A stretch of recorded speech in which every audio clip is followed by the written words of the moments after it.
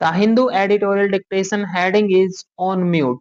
India's interests can be secured only by assertion of its strategic autonomy. Get ready, start. The new year has brought little change in the geopolitical turmoil unleashed by the Trump administration, beginning with the USA's unlawful action in Venezuela, followed by its threats to carry out similar regime changing operations in South America and stated plans to annex Greenland. The US Congress is now expected to discuss a new law that mandates up to 500% in tariffs on countries purchasing oil or uranium from Russia. The US also stepped up its rhetoric against Iran for crackdowns against protesters, imposing more sanctions and threatening to attack it.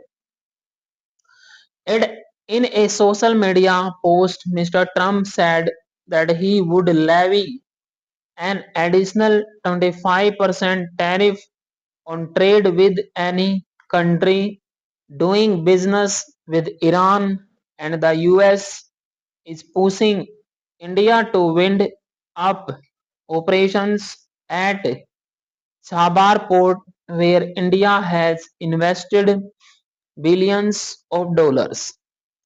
In the face of such aggressive and unilateral actions, New Delhi's responses have been muted when not weak.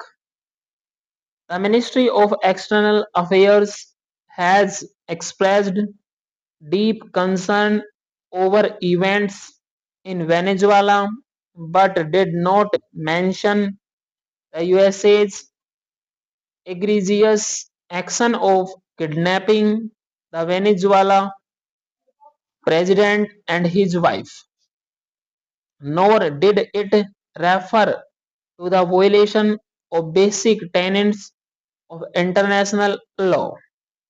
No statement has been made on the threats against the other countries, Cuba and Colombia, presumably as they are not in India's immediate vicinity. On Iran, however, which is a close neighbor and has a historical relationship with India, the government's reaction has been the most puzzling. It has not commented on the street protests or the USA's threats of strikes and tariffs. The MEA has, however, issued travel advisories for Iran and Israel and is preparing evacuation plans for Indian students in Iran. Government officials also say India will reduce its trade with Iran further from current low levels. The government's motivations in not naming the US for its obvious overreach can be explained. After a tense year in ties and a failure to conclude the India-US bilateral trade agreement, there is some hope of some movement on relations soon. US Ambassador to India